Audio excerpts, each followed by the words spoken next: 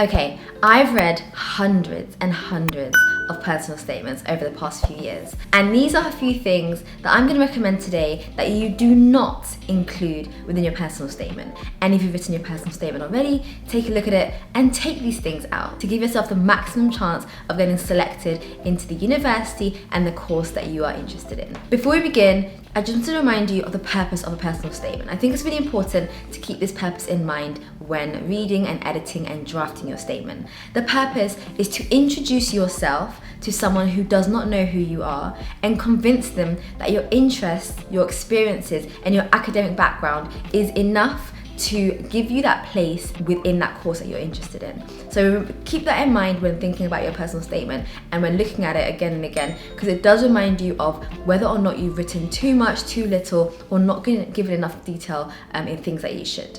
Okay, the first thing that you shouldn't do is focus on extracurricular activities. Now, it's all well and good to show that you have an interest in music and art and sports or reading, whatever it is. If it isn't directly related to your intellectual journey or your academics or why you're interested in that course, then you can briefly mention it, but it's not recommended to include any more than 20% of that kind of thing within your statement. And this is because we don't care so much in the UK for extracurricular activities compared to, for example, in America, where that kind of thing would be more looked favorably at. Whereas in the UK, academics and your universities are going to be more interested in your actual education, your work experience, and what kind of led you towards being interested in applying for this particular degree. It's not enough to say that, oh, I went to debate club. What did debate club do? What did it teach you? What skills did it give you? I went to debate club. I was part of the debate club at school, and this gave me leadership skills. This developed my communication skills,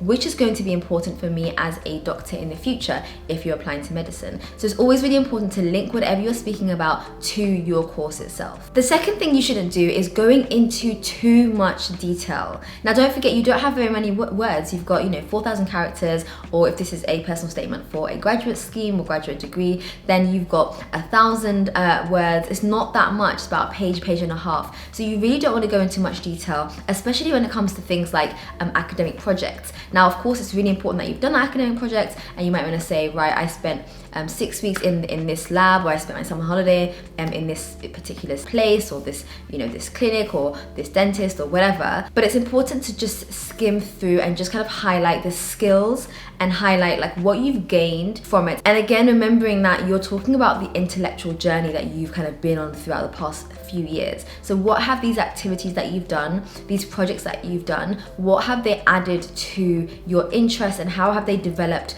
why you want to, I guess, join that course? Essentially, these kind of projects are really important to show that you've been able to go beyond the curriculum and actually tap into your curiosity with that particular subject. So it is important to show, but 1 line, 2 sentences is more than enough. The third thing that you shouldn't do is talking about things that are not relevant to your course. So when I'm looking at statements and I'm like, okay, this is really interesting, and I know you're really proud of this, but it has nothing to do with applying for dentistry. It has nothing to do with applying for, biology, whatever it is you're applying for. This particular thing you're telling me about is really interesting, but it has nothing to do with it. So if you are someone who wants to add something in, but you don't know how to, try to link it using skills. So what skill set has that particular activity or experience given you? And what skill set does this particular course or, future career going to require? And how can you link them like that if you're that desperate to add it in? Adding in things that are irrelevant, firstly, just wastes space and you don't have much space. And secondly, shows that maybe you don't quite understand what's required of you.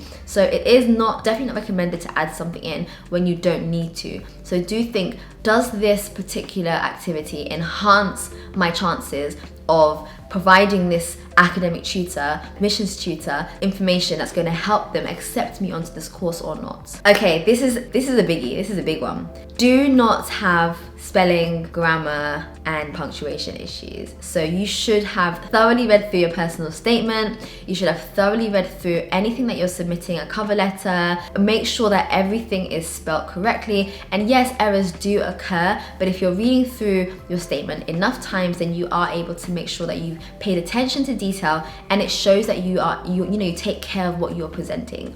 If you're presenting this admissions tutor with work that's sloppy, has, missing grammar, isn't written very clear, the clarity is lacking, there's spelling mistakes, it looks like you haven't really given much time and attention to your work, and that doesn't leave a very good first impression. Remember that you are trying to convince this person who doesn't know who you are that you are an excellent candidate to be able to join their course, right? If you're giving this personal statement with errors throughout it, then that doesn't look very good. So one thing I recommend you guys to do is, as you may know, I have a company called The Page Doctor, and we are an academic consultancy. We link PhD researchers to students that need support, including students that are writing personal statements and applications for university. So if you come to www.thepagedoctor.com, then you are able to connect yourself to a PhD researcher who will be able to, and they're very experienced by the way, and very excellent at what they do. They'll be able to look at your personal statement and tell you, firstly, proofread it for you to make sure there's no spelling mistakes, but secondly, give you a bit more structure and help you improve what you've already written. And they're excellent. They come from top universities like Oxford, Cambridge, King's, all over the UK really. Okay, the next thing that I get why people do this, but don't do it. Adding failures and regrets into your personal statement. And I get it, you go to an interview for a job, people ask you, what's your biggest failure and how do you overcome it? And it's a big question. It's a big question that shows that you're able to be introspective, you're able to think about what you've done in the past and how you can improve, and being, self-critical. Like, it's a really important skill. But when you have 1,000 words, when you have one page, you don't need to reflect on your failures. You need to shine. You need to show the tutor that you are the one. You are perfect. So of course, everyone knows that no one's perfect, but you need to show that you have the, the interest, the passion, the drive, the energy, that, you're not there to say, oh, I made this issue, had this mistake that I did, and this is my failure in life, and this is where I am now. Like, it's, it's not therapy. But if failure in the past helped you get to where you are now, like for very strong reasons, so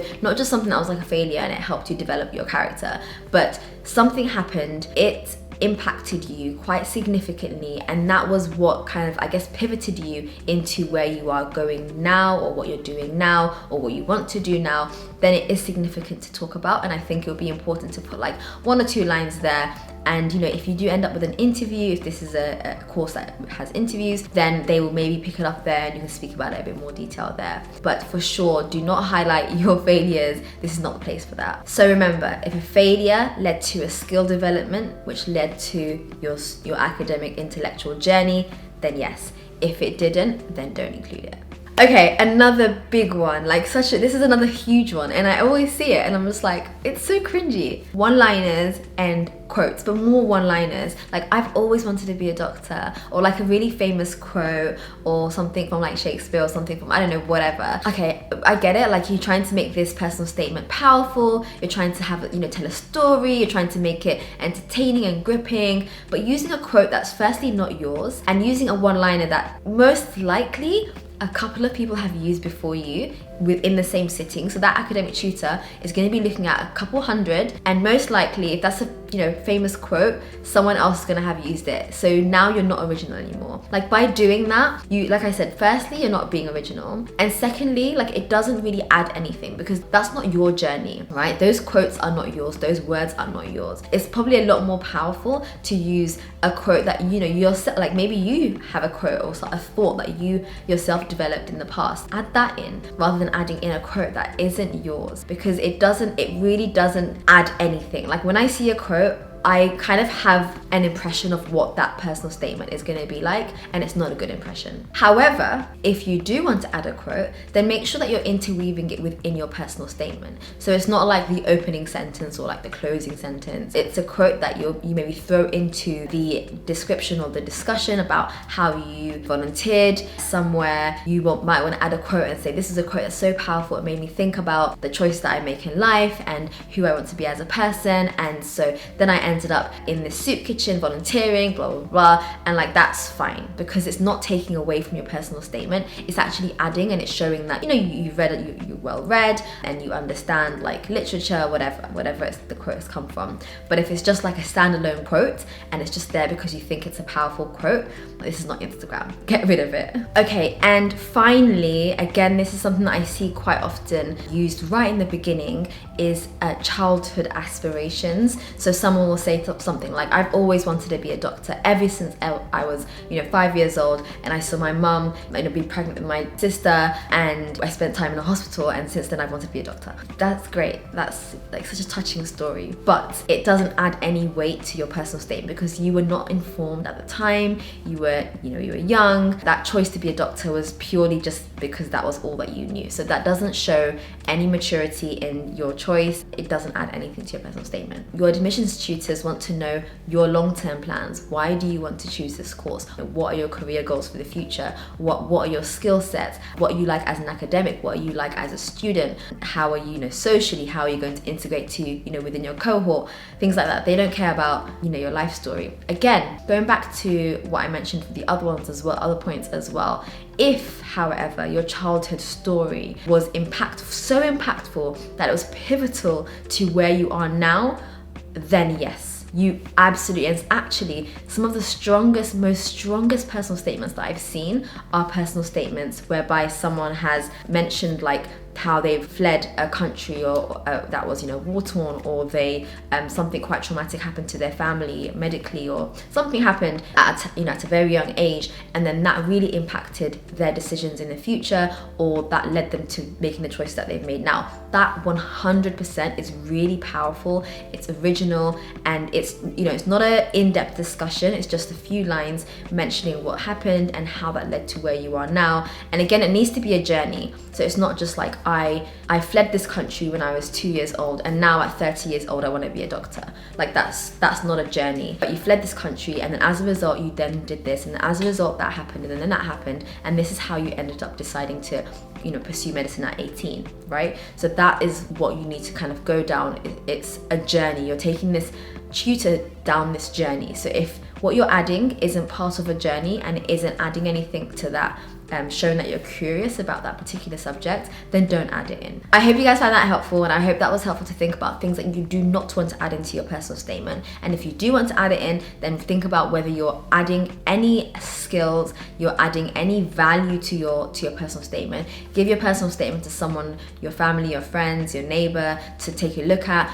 Send it to the page doctor. We will most definitely help you perfect it. And ultimately what you want to think about is, are you selling yourself? It is a sales pitch. Your personal statement is a sales pitch. Are you selling yourself? If you're not, then just scrap it. If you do like this video, then don't forget to press the subscribe button, and don't forget to like and let me know what else you think you should add to a personal statement. And I'll see you guys in my next video. Bye.